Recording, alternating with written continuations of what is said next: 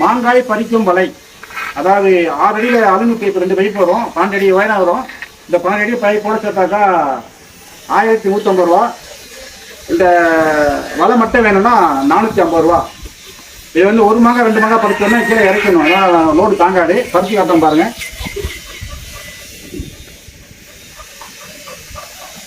காட்டு 1 மாங்காய் 2 மாங்காய் பறிச்ச உடனே கீழே இறக்கணும். அலுமினிய பைப்பு லோடு தாங்காது.